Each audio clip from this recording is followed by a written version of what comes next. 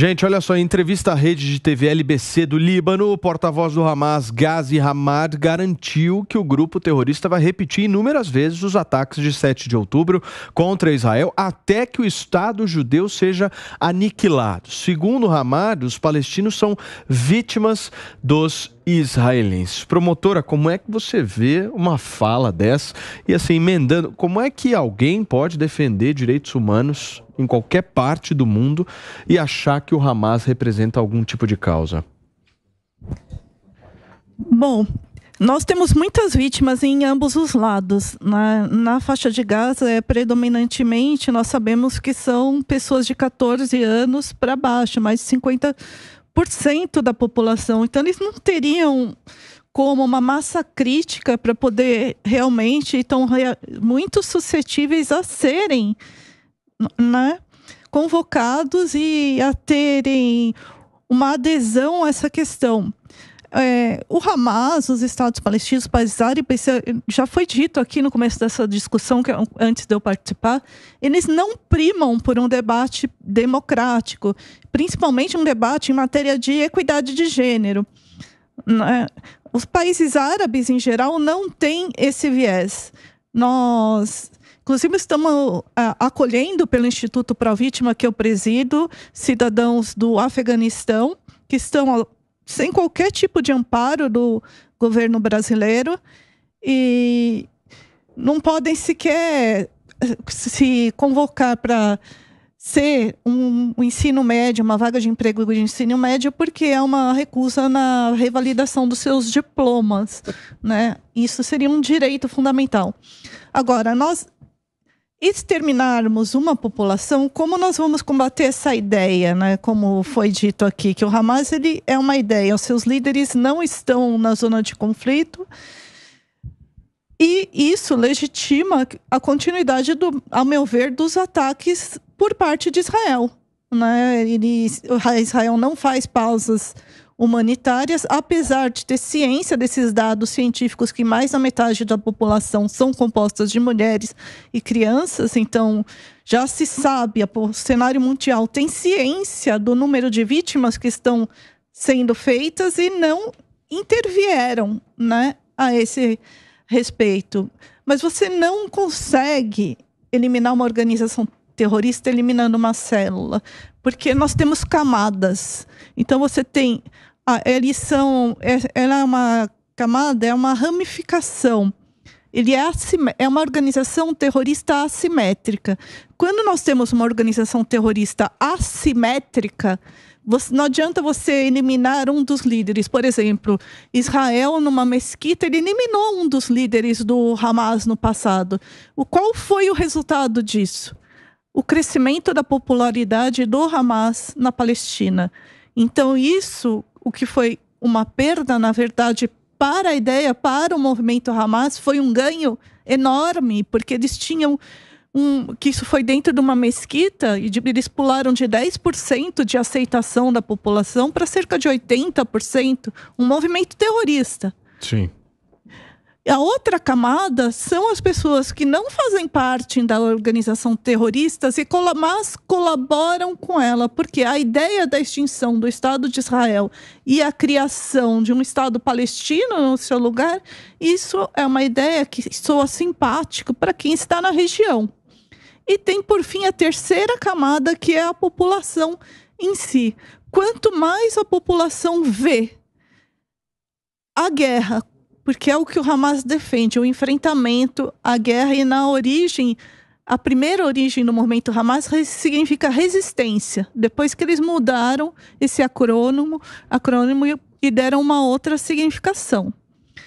Se é um movimento de resistência, isso impõe embate, isso impõe luta, e há uma aceitação cada vez maior. Então, assim, do ponto de vista dos direitos humanos, nós temos direitos humanos das vítimas dos dois lados.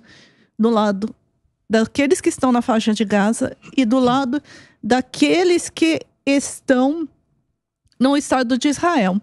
Estados Unidos e China estão sendo aliados improváveis nessa disputa, porque ambos querem o protagonismo mundial como potências econômicas de ditar o que será feito no mundo. Nós temos visto uma manifestação da ONU praticamente inexistente, tem sido muito criticada por isso. Agora, por que nós temos que esperar começar o conflito? Como foi dito aqui, era algo previsível, Israel sabia, não tomou nenhuma atitude preventiva. Nós estamos tendo, eu voltei recentemente de Taiwan, exatamente a mesma situação. É um conflito previsível, vai acontecer, e tá todo mundo tudo bem. Assim, milhares de pessoas vão morrer e ninguém toma nenhuma atitude. Deixa eu pedir para o nosso Filipão colocar imagens ao vivo para mim lá da faixa de Gaza. Eu quero imagem da faixa de Gaza, do território do Líbano também. Coloca os dois aí, Vitinho, para a gente ter na tela as duas imagens ao vivo que eu exibo para vocês. São 10 horas e 5 minutos agora.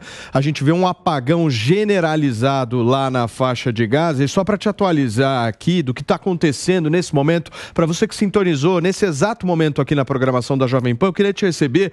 São 5 horas e 6 minutos, a gente vai até às 6 horas aqui no Tá Na Roda com uma cobertura extremamente extensa e robusta aqui da guerra entre Israel e o grupo terrorista Hamas. E hoje, gente, o secretário americano Antony Blinken fez uma visita surpresa, inclusive à Cisjordânia, para se encontrar com alguns líderes palestinos, como a gente mencionou aqui, e pressionar por uma pausa humanitária na guerra. O presidente americano Biden citou esse progresso, essa visita, num evento hoje, justamente na obtenção de uma pausa para esses combates ali na faixa de Gaza. Deixa eu te atualizar também sobre os corredores temporários. Os militares israelenses disseram que estão reabrindo um corredor hoje, no domingo, para permitir que alguns palestinos possam se deslocar do norte para o sul da faixa de Gaza. E teve também hoje uma manifestação do ministro da Defesa do Irã, dizendo que os Estados Unidos seriam duramente atingidos se Washington não ajudasse a implementar um cessar-fogo em Gaza. Inclusive, o Senado americano, alguns senadores de lá, estão planejando apresentar uma resolução bipartidária, democratas e republicanos unidos, justamente para alertar o Irã para que não haja nenhum tipo de expansão desse conflito. Beraldo tinha me pedido a palavra. Não, eu gostaria só de fazer uma pergunta à doutora Celeste sobre nos dois comentários a senhora menciona a expectativa do Hamas em ser mais popular junto à população de Gaza. Mas quando o Hamas teve a oportunidade de assumir o poder, ele logo assassinou os seus oponentes políticos e acabou com qualquer perspectiva de uma relação democrática ou de escolha democrática dos líderes daquela população. Como é que a senhora entende essa questão, essa preocupação com a popularidade se dá no sentido de recrutamento de membros, ou qual é o propósito exato dessa preocupação com a popularidade? Bom, acho que foi dito aqui que a finalidade é recrutamento de membros para que a sua finalidade única é acabar com o Estado de Israel. Veja, eu não concordo com essa finalidade. Eu estou dizendo o que um lado pensa e o que o outro lado deixou de agir ou poderia ter feito, né? Eles não têm nada a ver com democracia e não, embora tenha sido uma eleição até conturbada, se eles poderiam ou não participar de um processo eleitoral, na época eles não tinham sido considerados pela ONU como uma organização terrorista, tanto por isso eles disputaram as eleições, mas lá não prima por ser um regime democrático. É um regime que não há respeito a direitos humanos, especialmente de mulheres e crianças. Por isso que nós temos mais de 50% da população de mulheres e crianças, e esse dano colateral é aceitável, desde que o propósito maior seja atingido. O propósito maior na visão deles. Não, mas por que a senhora acha que é tão difícil para a sociedade como um todo estar unida no combate ao terrorismo? Porque a senhora fala o óbvio aqui, que realmente o Hamas não é um grupo que prima pelas mulheres, não é um grupo que prima pelos direitos humanos, mas a gente ainda vê a necessidade de explicar isso dentro do debate público, porque tem pessoas que não enxergam dessa forma, né? Tem pessoas que amenizam de alguma forma a atuação do grupo Hamas. Por que isso, na tua visão? Bom, eu acho que foi dito aqui pelo advogado também que nós estamos vivenciando uma guerra de narrativas. E a guerra não se faz só com armamentos e recrutamento, mas você ganha essencialmente, esse é o papel da mídia, quem vai ter a melhor narrativa. E o vencedor é o que conta a história. Exatamente. Então, no futuro, aquele que ganhar vai contar a história de acordo com a sua própria perspectiva. E tudo aquilo vai sendo silenciado. Porque, como foi dito, os judeus são os povos originários daquela região. Teve uma diáspora que foi imposta. Depois, os árabes ocuparam a região hoje que eles consideram de Palestina e passaram a se denominar palestinos, né, que eram povos árabes da região da Palestina, por isso que é palestinos.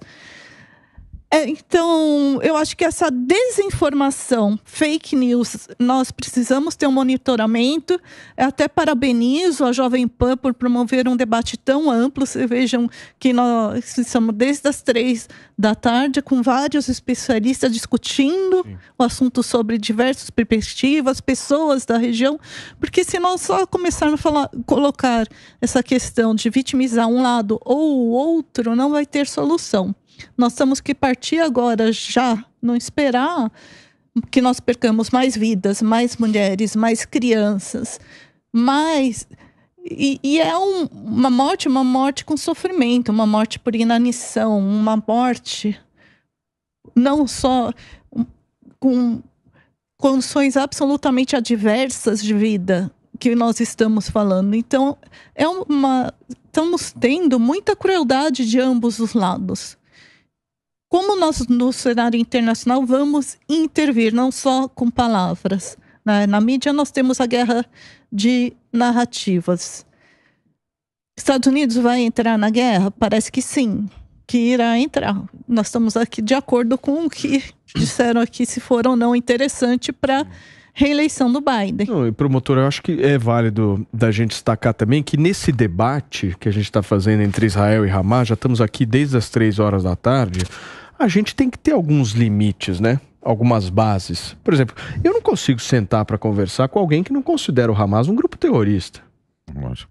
Nós vamos partir o debate de que ponto, deputado? Vocês concordam? É a mesma coisa você dizer que organizações criminosas aqui no Brasil seriam um poder constituído. Eu não consigo sentar numa mesa para debater com quem não acha o Hamas um grupo terrorista. E o desrespeito é exatamente como a doutora disse aqui, né? As organizações criminosas buscam apoiadores exatamente dessa forma, pressionando, buscando e muitas vezes ameaçando, que é o que acontece com o Hamas. Gente, eu tô com imagens ao vivo aí, o Filipão tá me alertando aqui no ponto eletrônico, acabam de acontecer novas explosões ali. Essa imagem é da faixa de Gaza, a região mais norte ali da faixa de Gaza, onde há uma concentração significativa aí de ataques desde do início da resposta de Israel depois dos atentados de 7 de outubro. Se eu não me engano, são imagens de alguns mísseis, né, Felipe, que você identificou aqui e me passou essa mensagem. Ali, na ponta esquerda da imagem, vocês estão vendo aí algumas luzes, são alguns mísseis e bombas que estão sendo lançados ali, ou seja, o combate e a batalha continua ao longo de toda a madrugada, porque nesse momento são 10 horas e 13 minutos ali em Israel, e como eu mencionei para vocês no programa de hoje, há um problema de blackout, aliás, o terceiro nos últimos 10 dias ali na região da faixa de Gaza, pessoas sem energia elétrica. Eu fico imaginando o desespero, né? Você tá num lugar desse, sem luz, sem água e com essa quantidade de bombardeios acontecendo. Para onde vai numa situação dessa, Beraldo? Pois é, que a gente vê uma imagem dessa, imagina um mundo, a vida cotidiana a partir da nossa referência, quando na verdade a vida daquela população é uma vida miserável já há muito tempo, é uma vida que piora né, de forma constante. E aí a pergunta que eu fiz à doutora sobre a popularidade é porque um grupo com as características do Hamas, ele tá ali para fazer a dominação e não se preocupar, né? Como concordamos, não há absolutamente nenhum resquício de democracia ou de liberdade de escolha por parte da população. Aquela população é uma população que vive escravizada pelo Hamas e que está ali sendo forçada e tendo uma lavagem cerebral, porque aquelas pessoas que foram a Israel matar mulheres, grávidas, idosos e tal, aquelas pessoas sofreram uma lavagem cerebral, elas não conseguem enxergar o mundo de outra forma que não é com este propósito. E isso é muito grave, isso precisa acabar, porque mesmo se você olhar do ponto de vista histórico, é uma história que começa 2000 anos antes de Cristo, que com várias e várias e várias etapas, você não pode agora simplesmente reduzir a isso a uma construção de uma população que vai enxergar simplesmente a morte, a barbárie como a única opção viável. Então, a humanidade está evoluindo nesse aspecto. Fala, Zoni. Vamos para o contexto Oriente Médio. Quase tudo são ditaduras ali. O próprio Arábia Saudita, Bahrein. Só Israel não é. Então, o Iraque com o Saddam só conseguiu controlar o poder porque ele teve aqueles sunitas e xiitas, ele conseguiu exterminar uma aldeia no qual ele falou assim, ele conseguiu se impor dentro do limite e nunca mais teve ataque, ele conseguiu governar. Então, primeiro, fazer um pensamento de democracia nossa nos países árabes não existe. Toda vez que os Estados Unidos fez isso, deu o caos no Afeganistão, deu caos, o Iraque está arrebentado, não se dá. São aldeias, são etnias, eles não se... Quando surge um líder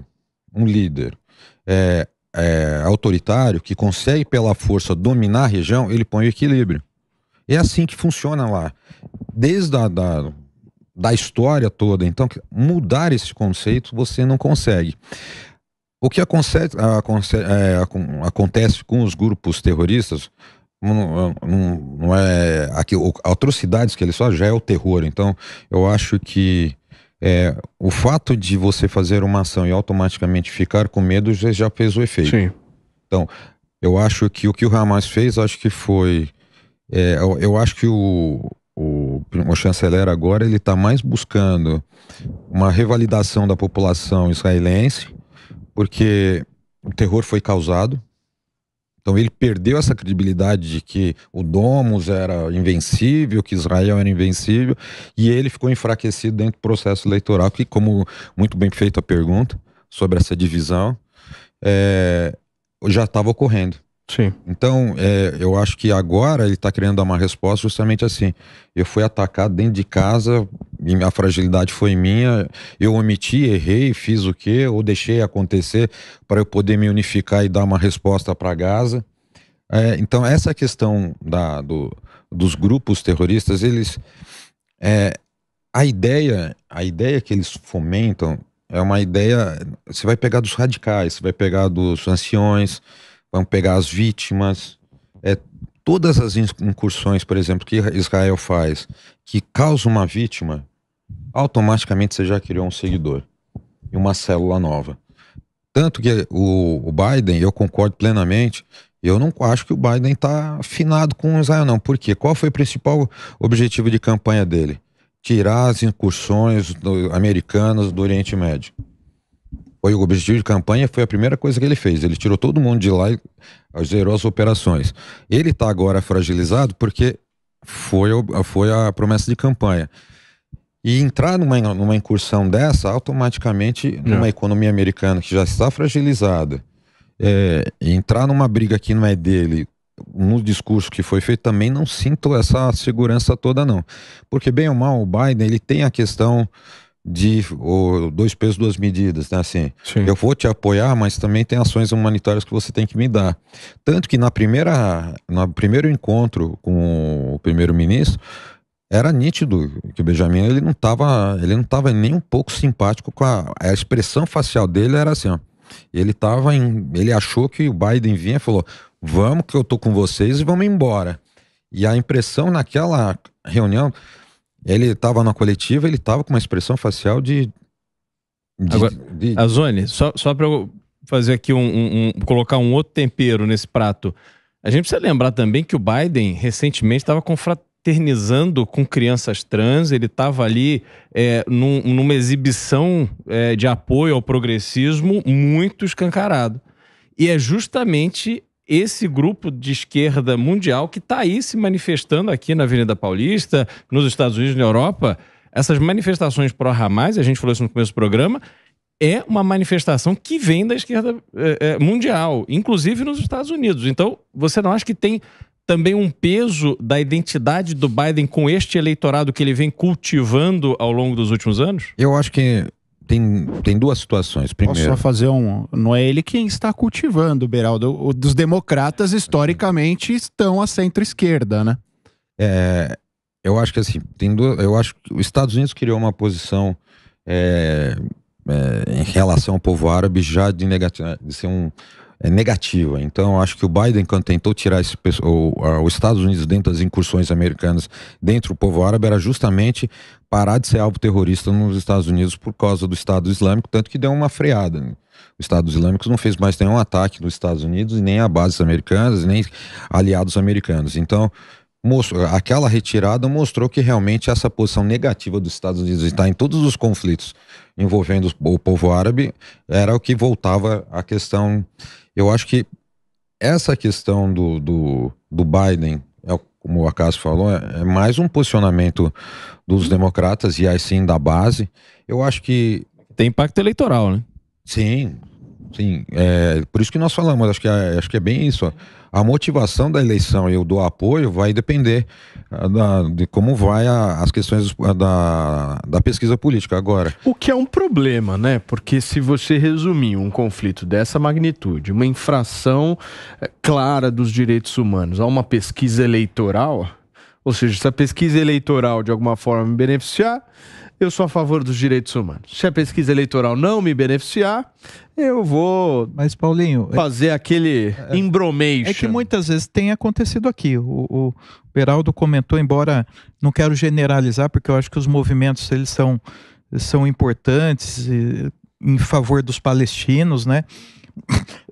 Mas muitas vezes as pessoas, os partidos políticos se infiltram ali. Sim. E faz disso um movimento político.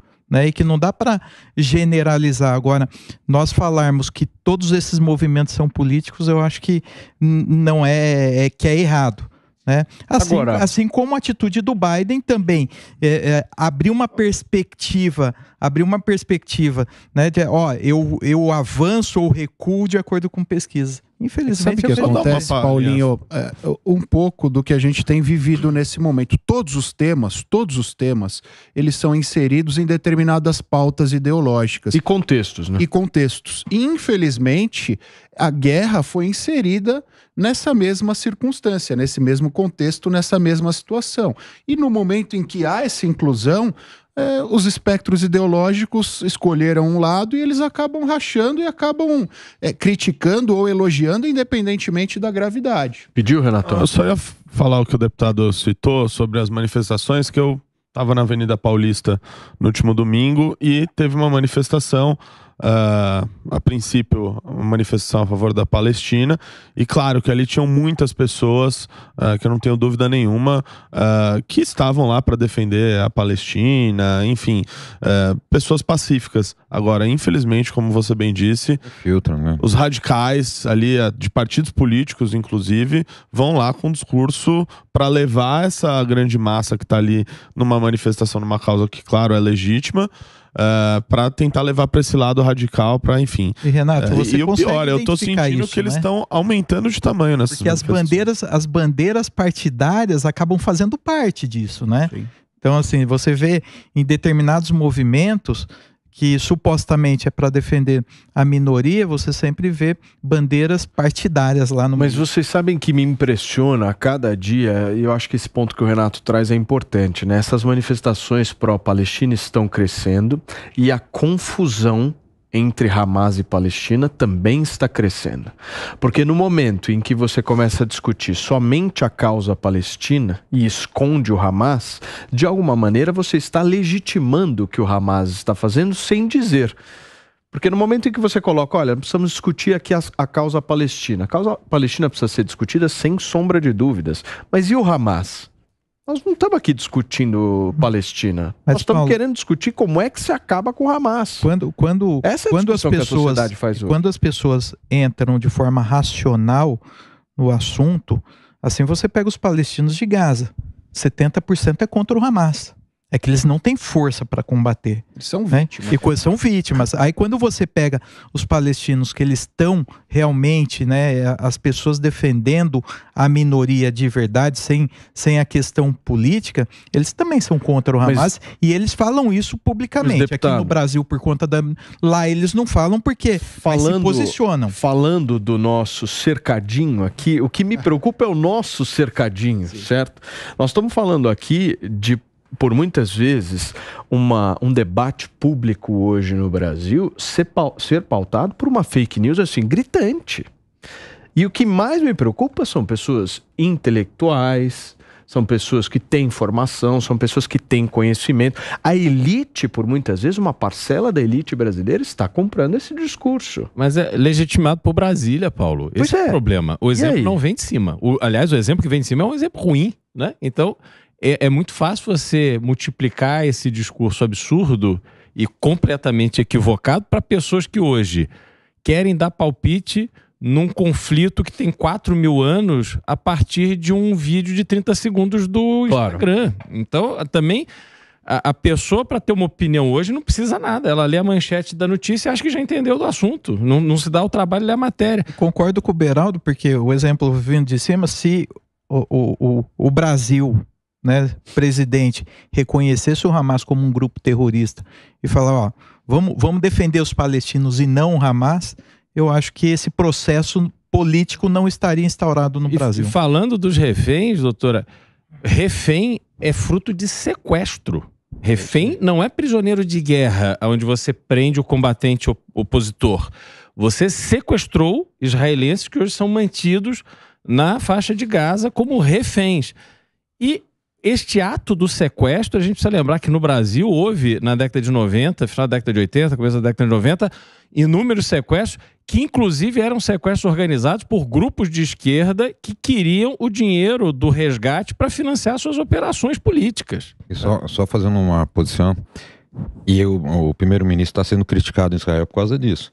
Porque ele está se dando mais para as incursões terrestres, mais os ataques de mísseis, e não foi feito quase nenhuma ação para resgate das vítimas. E tem muita manifestação em Israel cobrando posicionamento do primeiro-ministro sobre a questão dos resgates das vítimas, que não está sendo feito nada. A prioridade do primeiro-ministro não está sendo o resgate. Então, aí ele fala que sim, que tem as missões e tal, mas efetivamente só foi recuperada uma oficial do Exército, e mais, acho que três mulheres só. Né? O resto não foi feito. E as famílias estão... Mas veja, envolvidas por causa do estado de saúde. Né? E as manifestações diretas cobrando do primeiro-ministro ações para essa... Eu entendo essas cobranças em cima de Israel e acho que dentro de um debate democrático é necessário que isso aconteça. Agora, o que eu não consigo entender é quem cobra Israel e não cobra, por exemplo, o Hamas para a libertação desses reféns. Ou seja, há uma preocupação dessas pessoas em relação às ações de Israel, mas as pessoas, por muitas vezes, esquecem que há reféns ali, esquecem que teve um sequestro, esquecem que 1.300 pessoas praticamente foram degoladas. Ou seja, parece que vem um escuro na mente das pessoas e as pessoas olham e falam, olha, Israel aqui está errando, realmente essas ações aqui de Israel estão completamente equivocadas. Mas espera aí, há um contexto maior que a gente precisa discutir. Eu bato muito isso na tecla, porque eu acho o seguinte, se nós de alguma forma não batermos nessa tecla, o debate público vai ser pautado numa fake news grotesca. Grotesca. Como que você vai chegar dentro de um grupo terrorista para uma nação soberana falar com um grupo terrorista? Não tem, porque aí você vai dar legitimidade para eles. Mas e se você não considera o Hamas um grupo terrorista? Não, mas... Está partindo do ponto que existem pessoas, todo mundo está considerando o Hamas terrorista. Mesmo que você considere, não muda em relação a nada. As ações, nós só estamos colocando uma nomenclatura. Então eu acho que assim, você colocar que ele é um grupo terrorista, nós já sabemos. Mas Azone, lideranças do mais alto calibre da esquerda brasileira assinaram uma carta em apoio ao Hamas no passado, antes desse evento. A troco de que essas pessoas fizeram isso? Elas têm relação com alguém lá.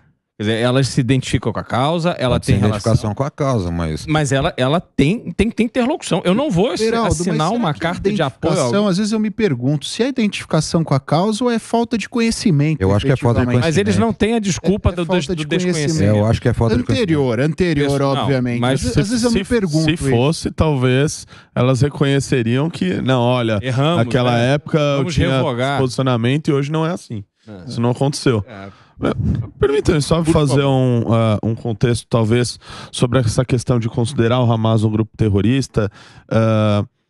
Primeiro, o Brasil ele parte de um pressuposto de que para ele fazer isso, Paulo, ele precisaria que a Organização das Nações Unidas assim o considerasse também.